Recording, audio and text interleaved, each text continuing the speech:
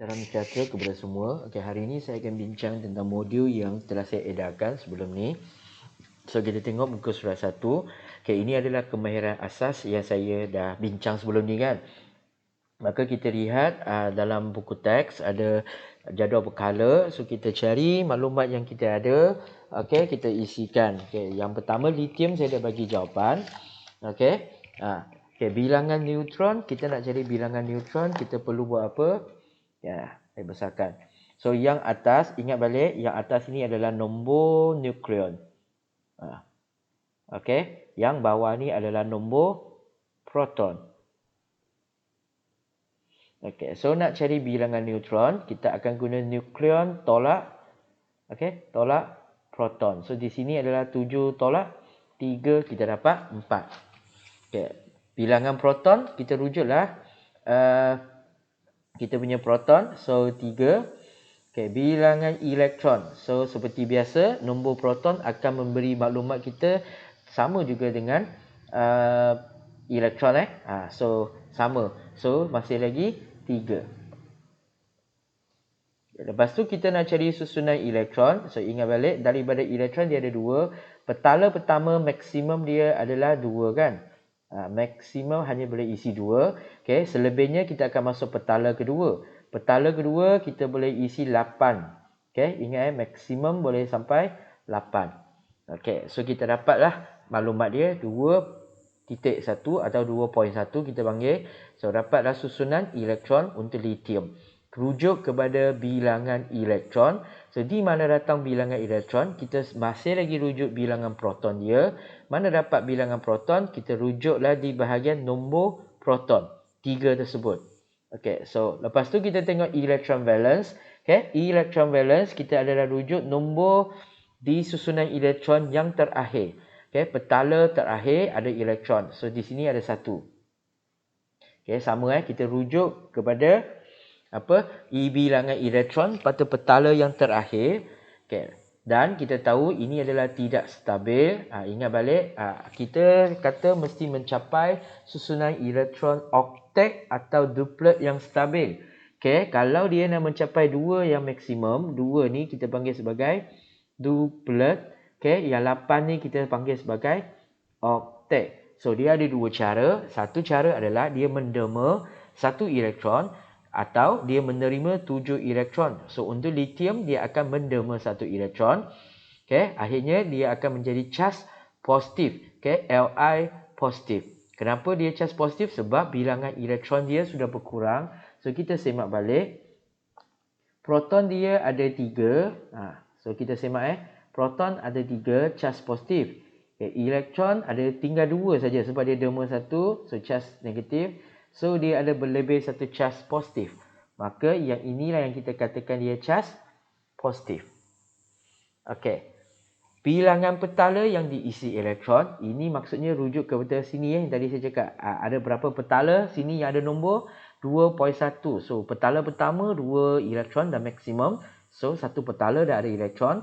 Okey, selebihnya elektron akan pergi ke petala kedua. Okey, walaupun dia dah isi 1 elektron, maka kita kata dia ada 2 petala yang dah telah isi elektron. So kita kata apa? Petala yang diisi elektron ada 2 atau 2 petala telah diisi elektron.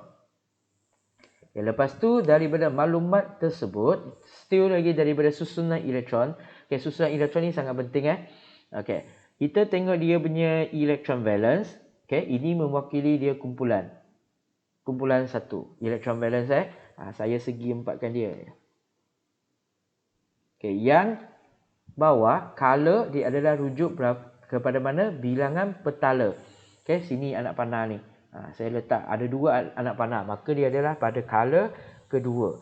Kalau kita rujuk jadual berkala, kita akan boleh tengok kedudukan lithium adalah pada kumpulan pertama, color yang kedua.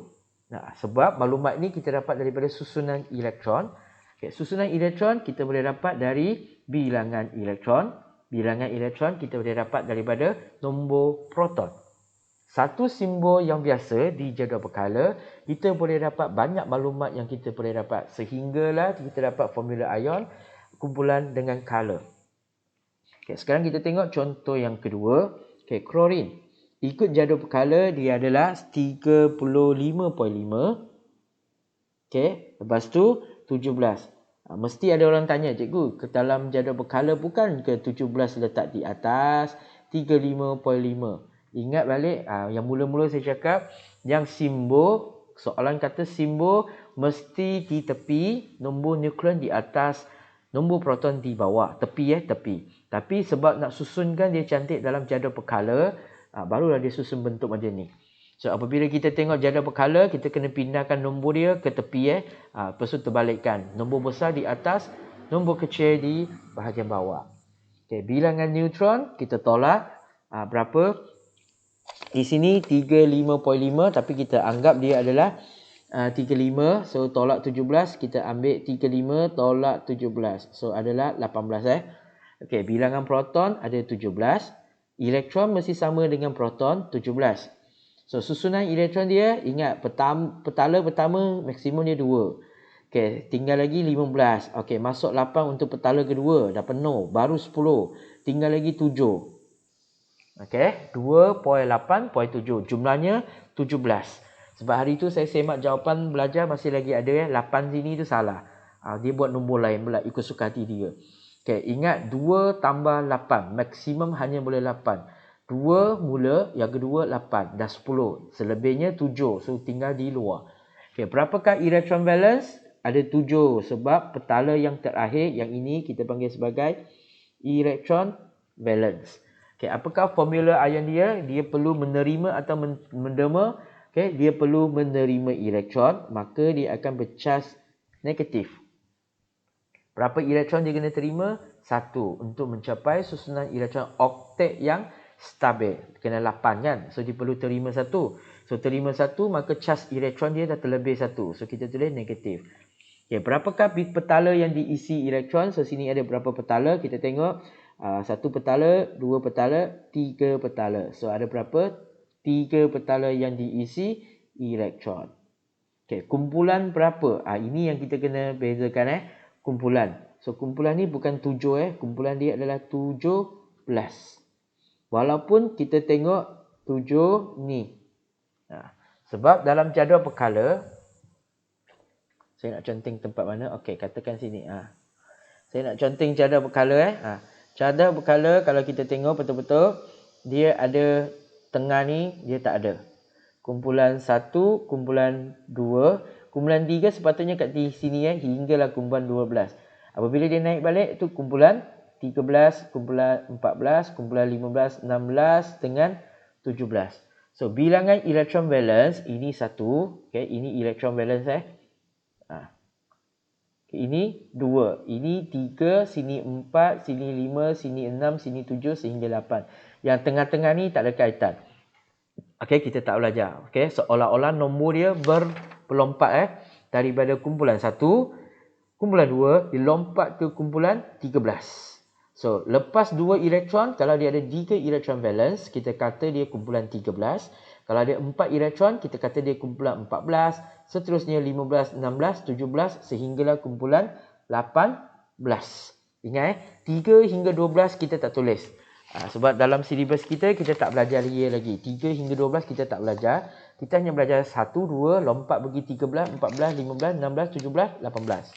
Okay, so untuk yang tadi klorin, dia ada bilangan elektron dia 7. Maka dia adalah kumpulan 17.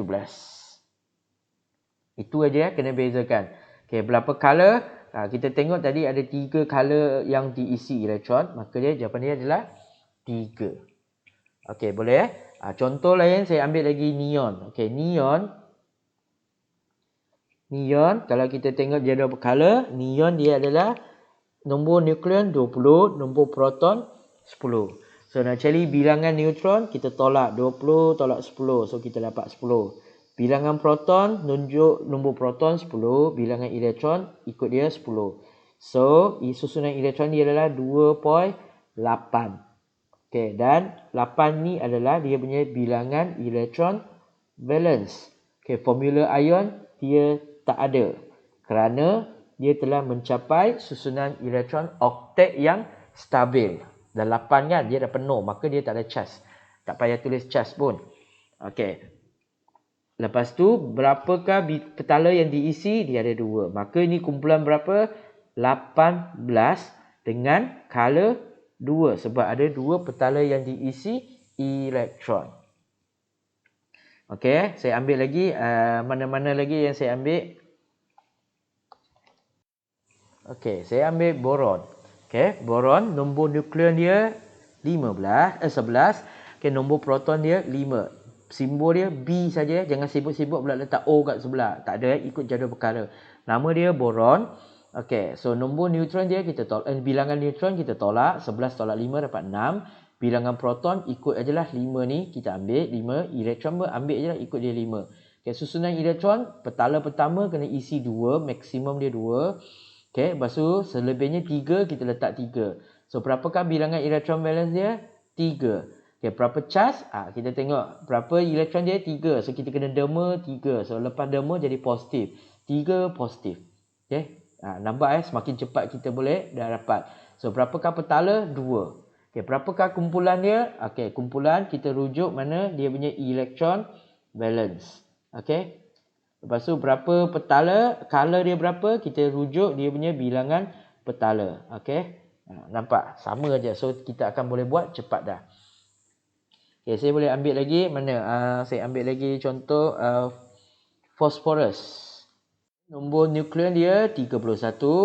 Okay, nombor proton dia 15. So 31 tolak 15 kita boleh dapat bilangan neutron. Okay, bilangan proton dia 15. Bilangan elektron masih 15. Susunan dia pertama dia 2, yang kedua 8. So jumlahnya memang senang nak kira. Yang depan 2 ni kalau campur dah 10. So kita matematik 15 adalah 10 tambah 5. Okey, so sini adalah 5 selebihnya. Okay, lepas tu kita dapatlah bilangan elektron valence dia 5. Okey, so dia perlu derma ke perlu terima? Ini perlu terima elektron. Betul dia perlu terima berapa? 3. Maka kita boleh dapat 3 negatif. Okay, seterusnya berapa petala? Kita sini ada 3 petala. So ini adalah kumpulan 15. Petala dia, color dia 3. So kita dah boleh buat satu kesimpulan. Kalau dia terima elektron, elektron charge negatif berapa dia terima, berapa charge yang ada. Ingat itu saja. Berapa elektron yang dia terima, berapa charge kita tulis. Sebab elektron adalah negatif. Sebelum dia terima, dia tak ada charge. Lepas dia terima, dia ada charge. Okey. So yang sama atas pun sama. Berapa dia derma, maka dia akan jadi positif. Sebab elektron dia charge negatif. Kalau kita dah buang benda negatif, maka kita akan charge positif semula. Okey, so yang lain-lain cuba buatkan. Saya ambil satu contoh bromin. Okey, bromin nombor proton dia adalah 35, nombor nukleon dia 80. So kalau kita nak cari bilangan neutron, kita tolak aja 80 tolak 35 kita dapat 45. Okey, bilangan elektron dia adalah sama dengan proton, sama dengan 35. Okey, tapi untuk susunan elektron dia, okey, perasan kita ada petala ketiga ni lain sikit. Dia ada 18. Okey, untuk yang bilangan proton dia yang lebih daripada 20, sebenarnya dia boleh sampai 18. Cuma dalam SPM dia tak akan tanyalah. Untuk latihan ni saya tertulis kot yang sini ke kat sini. So saya bagi jawapan 2. Petala pertama kita ada 2, petala kedua ada 8, petala ketiga pun 8 maksimumnya. Tapi jika dia punya nombor proton lebih daripada 20, maka dia punya petala ketiga boleh sampai sehingga 18. Petala keempat tu boleh sampai 32. Ya, tapi bukan dalam silibus kita. Awak akan jumpanya di tingkatan 6 atau matrikulasi atau di universiti. Okay, seterusnya, berapakah bilangan elektron valence dia? 7. So, dia perlu terima elektron betul. Dia perlu terima lagi satu elektron. Maka, dia bercharge negatif. Dia terima 1. Okay, berapakah petala yang diisi elektron? Di sini ada 1, 2, 3, 4. Okay, maka ini adalah kumpulan 17 pada color 4. Kalau kita rujuk jadual color memang dia ada kat sana. So untuk latihan yang pertama, selain yang lain-lain tu, sila isikan dengan betul merujuk jadual color dalam buku teks. Okey, so saya dah bagi contoh, yang lain tu awak cuba buat, lengkapkan. Okay, sekarang kita tengok latihan yang kedua. Ini pun sama, awak kena rujuk buku teks. Memang kena cari buku teks dah sekarang. Okey. Besi, biasalah dalam dunia kita besi mesti dalam bentuk pepejal. Okey. Jika dia adalah logam, maka dia adalah dalam bentuk atom. Okey, separtian dia ikatannya rujuk dalam buku teks. Okey. So dia adalah besi. Formula dia adalah Fe. Ini dalam jadual perkara. Okey. Takat lebur, takat tidir dia tinggi, leburan dia okeylah. Okay. Yang penting kita cuba dulu. Okey. Boleh rujuk buku teks. Sebenarnya saya ambil contoh-contoh ni semua daripada buku teks. Okey. Yang kedua, natrium klorida. Dia adalah pepejal. Okey, Zara dia ada ion sebab dia ada campuran logam dengan bukan logam. Dia ada derma elektron. So, sebatian dia ini adalah sebatian ion. Okey. Formula kimia dia natrium klorida. Okey. Tak apalah, ini tinggalkan dulu. Saya pergi yang bawah pula. Nanti kan tak boleh tulis. Okey. Okey, yang ini kita dah daripada kita menderma elektron, menerima elektron. So, yang ini sila rujuk buku teks juga. Awak kena hafal dah. Kalau boleh ingat, kita ingat. Sebab dalam soalannya, bukan setiap kali dia akan bagi awak nombor proton, nombor neutron. Itu just latihan. So, dalam kimia kita, apabila dalam soalan yang sebenar, itu saja kita dapat. Lithium saja. Tak ada lagi yang lain-lain. So, maka siapa yang lagi masih tak mahir, sila rujuk semua latihan yang sebelum ni kita buat. Kalau awak masih tak faham, memang awak akan kata kimia ni susah.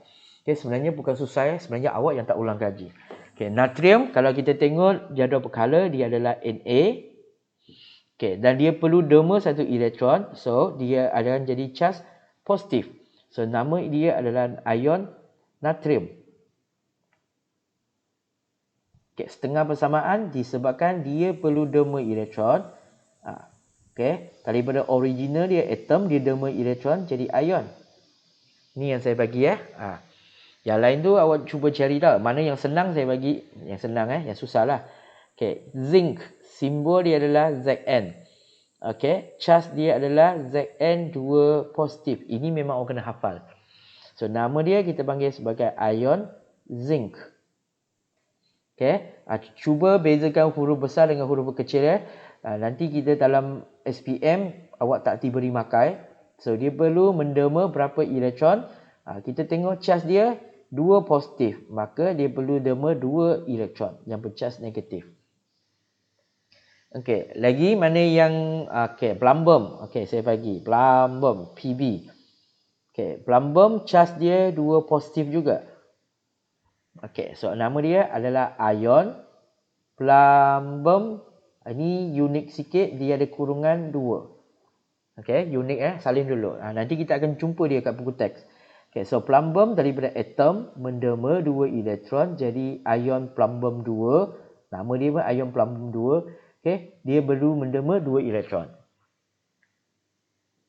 Okey, yang ketiga cuprum. Cu. Formula dia adalah Cu2 positif. So, nama ini pun ada unik sikit. Ion cuprum. Maksud ada kurungan 2. Okey, cuprum juga menderma 2 elektron menjadi ion cuprum 2. Okey, samalah. Okey, seterusnya ferrum.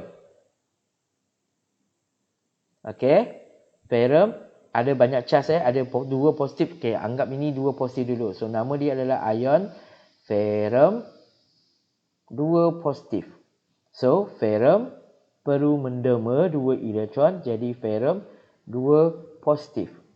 So, 2 elektron. Okey yang lain-lain rasa senang kot. Senang. Okey. Fluorine. Saya ambil mana? Okey, klorin. Okey. So, formula untuk klorin adalah Cl. Dia menerima satu elektron jadi negatif. So, nama dia jadi ion klorida. Okey. Cuba bezakan nama original dengan nama ion. Nama original dia panggil klorin. Tapi apabila dia dah menerima elektron, jadi susunan elektron oktet yang stabil, dia jadi ion klorida. Okey, so kita tulis Cl menerima elektron, okey, menjadi Cl negatif. Okey, tetapi dalam dunia yang sebenar, okey, klorin ni mesti berduaan, Cl2. So kita perlu seimbangkan dia 2, ni darab 2. Okey, salin dahulu. Yang warna hitam tu kita akan terangkan kemudian, okey. Yang kita tahu apabila klorin menerima elektron dia jadi charge negatif. Okey. Yang hidroksida, ya. Okey, untuk ion hidroksida tak ada yang lain-lain. Saya rasa yang ini tak perlu tulis, ni tak perlu, ini pun tak perlu. Okey. Formula dia, okey, saya bagi OH negatif, itu nama dia. Okey, ion karbonat CO3 2 negatif. Ion sulfat SO4 charge 2 negatif. Ion nitrat adalah NO3 charge negatif. Semua ion ni kalau kita sudah faham, tak apa. Tahu dia terima elektron, dia tahu terima elektron. Kalau dah tak boleh, mesti hafal. Sebab ada ion-ion yang baru. Contohnya, ion hidroksida, kita tahu OH negatif. Semua huruf besar. Ion karbonat adalah karbon, oksigen ni huruf besar, CO3 charge 2 negatif. Okay, ion sulfat, S besar, O huruf besar, 4 2 negatif. Ion nitrat dia adalah NO3 charge negatif. Okey, yang ini charge positif saya dah bagi 4 unit ni yang special. Okey, sila hafal. Memang kena hafal. Kalau tak hafal memang awak tak boleh buat. Cuba buat macam cara skora rendah. Bagaimana awak hafal ejaan. Okey, setiap hari hafal 10. Esok hafal lagi 10. Okey, hafal lagi sikit dah habis. Okey, boleh ya? Cuba hafal ya. Cuba hafal. Okey, seterusnya barulah sampai yang bahagian kita nak beri nama dan beri formula sepatian. Kalau awak tak hafal ion di atas, memang awak tak boleh buat. Okey, apabila tak boleh buat, awak akan jadi kata kimia ni susah. Macam awak belajar bahasa Melayu, ejaan satu perkataan, kalau awak tak hafal A sampai Z, mana awak boleh bina suku kata? Kalau tak bina suku kata, mana awak boleh bina perkataan? Betul? So, semua tu kena belajar. Ini adalah bahasa kimia, maka awak anggaplah awak belajar bahasa yang baru. Belajarlah A sampai Z, belajarlah suku kata, belajarlah perkataan yang dibina. Okay, lithium bromida. Kita tengok lithium bromida, dia adalah terdiri daripada dua ion, iaitu ion lithium dengan ion bromida. Yang charge positif, kita panggil dia sebagai cation. Kena tahu yang charge positif dipanggil cation, yang charge negatif kita panggil dia sebagai anion. So, gabungan satu cation kalau dengan satu anion, charge dia mesti sama. Kita tengok, satu positif, satu negatif. Apabila kita gabung, kita tulis adalah satu lithium, satu bromida. Okay, sekarang kita tengok contoh kedua. Natrium klorida. Natrium klorida terdiri daripada ion natrium. Okay, dengan ion klorida. Okay, ion natrium adalah Na positif. Ion klorida adalah Cl negatif. Sebelum kita tulis formula dia, kita kena semak dia punya charge. Adakah charge dia seimbang? Satu positif, satu negatif. Kita jumlahkan dia jadi kosong. Maka kita tulis natrium klorida. Okey, magnesium oksida. Magnesium charge 2 positif, oksida charge 2 negatif. Sila rujuk jadual di atas. Kalau jadual atas tak lengkap, memang awak tak boleh buat yang bawah. Lepas tu kita tengok charge dia. Ini 2 negatif. Okey. Yang depan ni adalah 2 positif. So, 2 positif tambah 2 negatif, dia akan jadi kosong. So, seimbang. So, kita akan tulis 1 magnesium, 1 oksigen. So, kita tengok sudah tahu. Oh, nama dia adalah magnesium oksida. Okay, sila bezakan juga huruf besar O ni. O besar mesti sama tinggi macam M. Okay, yang kedua, kalsium. Yang keempat, kalsium karbonat. Kalsium Ca2 positif. Karbonat tadi kita dah tengok CO3 charge 2 negatif. So, kita tengok charge dia. Ini 2 positif. Ini adalah 2 negatif. Okay, seimbang charge. Maka kita boleh gabungkan dia. Kalsium karbonat. Okey, itu awak cuba sekarang saya cari yang lain sikit. Ya, lain sikit. Okey, kalium oksida. Kalium oksida terdiri pada cas positif, K positif, oksida adalah 2 negatif. So, sekarang kita tengok cas dia adalah tak seimbang. Satu positif, satu, dua negatif. Tengok satu positif, satu. So, untuk seimbangkan dia, kita buat cara matematik. Kita perlu darab 2, betul. So, darab 2 dah jadi berapa? 2 positif kan? Ini pun 2 negatif. So, kita tulis formula dia akan tulis macam ni untuk kimia. K darab 2. 2 tu tulis kat bawah. Okay. Oksigen kekal sebiji. So, kita akan dapat formula K2O. O tu oksida. 2 ni sebab kita perlukan 2 biji kalium. Okay. So, letak di bawah. Kalau dia cas seimbang macam atas, seimbang, tak ada masalah ya. Kita 1 biji kalsium, 1 biji karbonat, tak apa, tak ada masalah. Tapi kalau cas dia tak sama, maka kita perlu seimbangkan cas dia dengan darab. Okay, sekarang kita tengok contoh 8. Soalan 8. Okay, soalan 8 adalah mana yang saya dah bincang soalan 8. Okey, plumbum 2. Okey, kalau soalan bagi kita macam ni ada kurungan, maksud dia adalah berapa cas dia. Okey, plumbum kurungan 2 tu maksudnya 2 positif. Kalau sini kurungan 3 maksudnya 3 positif. So senang. Okey, dia ada unik sikit. Yang tak ada kurungan tu memang kita kena hafal berapa. Kalau dah bagi kurungan memang itu unik dia lah, nama dia. Sebab dia ada banyak nombor, maka kita perlu letak kurungan untuk bezakan dia punya cas. Okey, so plumbum 2 positif. Nitrat kita tadi buat yang ini NO 3 cas negatif. Lepas tu kita semak dia punya cas, 1 2 positif, 1 tu negatif. Tak seimbang. So, kita perlu darab 2. So, apabila darab 2, kita akan bezakan dia ni. Letak kurungan. Sebab keseluruhan nitrat ni yang darab 2. Okey. Bukan O3 je darab 2 tau. Kalau kita tulis 2 kat bawah dia, macam 3 je yang darab 2. Tapi ini adalah keseluruhan nitrat ni, NO3 ni yang kena darab 2. Maka macam matematik lah. Biasalah kita letak atur kurungan. Okay, asingkan nitrat ni dan keseluruhan tu darab 2 letak di bawah. Okay. Kenapa perlu ada kurungan? Yang ini tak perlu kurungan. So, beza dia adalah awak tengok huruf. Kalau dua-dua huruf besar, dia perlu kurungan. Tapi kalau satu huruf besar, satu huruf kecil, tak perlu kurungan.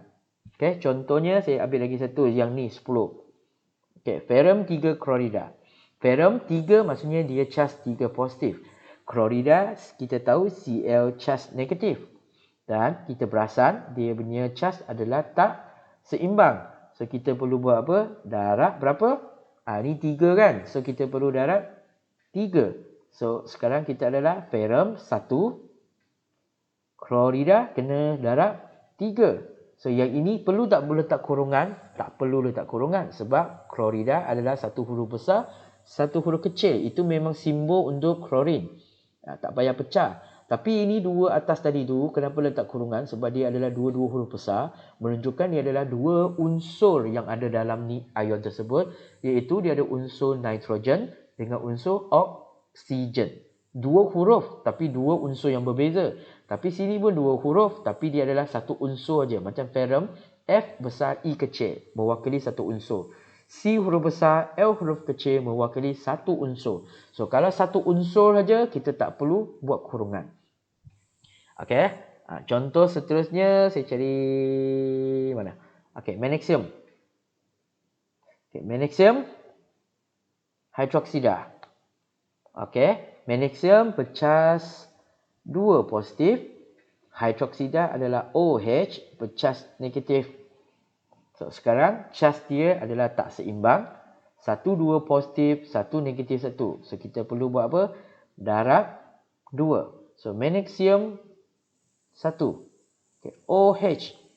Perlu darab 2 kan? Dua-dua huruf besar, maka kita letak kurungan darab 2. Sebab dua-dua huruf besar. Yang tak ada huruf besar, tak payah. Dua-dua huruf besar baru kita letak. Okay. Yang lain-lain saya rasa tak ada masalah. Dia akan jadi senang. Dia akan jadi senang, dia akan jadi senang, dia akan jadi senang. Okey. Untuk asid pula. Okey. Asid hidroklorik. Ini dia asid mesti ada H positif. So untuk ingat H positif. Okey, hidroklorik dia daripada ion klorida. Asid sulfurik dia daripada sulfat. Asid nitrik dia daripada NO3 negatif. Okey, asid etanoik ni yang paling susah lah. CH3COO negatif. Ini panggil etanoat. Tak apa, saya bagi. Okey. Lepas tu kita tengok charge dia. Ini satu negatif. Ini satu positif. Maka tak payah darab dua, tak payah buat apa, kita salin aja. Sambung aja di mana dia bercharge negatif. Ini saya bagi tak apa. Okey, kita tengok mana yang tak sama. Okey, asid sulfurik. So, charge dia sama ke tak sama? Tak sama betul. Satu positif, satu dua. So, ini darab dua. So, kita akan tulis H. Satu aja, darab dua. Lepas tu gabung dengan SO4 sahaja. Okey. Itulah contohnya. Yang lain tu awak cuba buat. Saya rasa tak ada masalah. Okay, awak cuba selesaikan. Okay, untuk yang asas yang keempat, saya akan terangkan pada kelas yang seterusnya. Okay, cuba fahamkan yang di atas di mana datangnya ion. Ion daripada hafal atau kita faham daripada nombor ini nombor proton, nombor nukleon. Baru kita dapat charge. So kalau masih lagi tak faham lagi charge datang daripada mana, memang dah ketinggalan banyak kelas. So sila rujuk balik semua nota, semua video, semua bahan yang saya bagi. Pastikan awak biasa formula dengan charge dia. Kenapa tiba-tiba ada charge? Kenapa tak ada charge? Okey? Mendema atau menerima kerana nak mencapai susunan elektron duplet atau oktet yang stabil. Kalau tak faham lagi duplet tu mana, rujuklah nota petala pertama 2 tu maksimum, oktet adalah 8 elektron yang maksimum. Okay, sekian, terima kasih untuk kelas hari ini.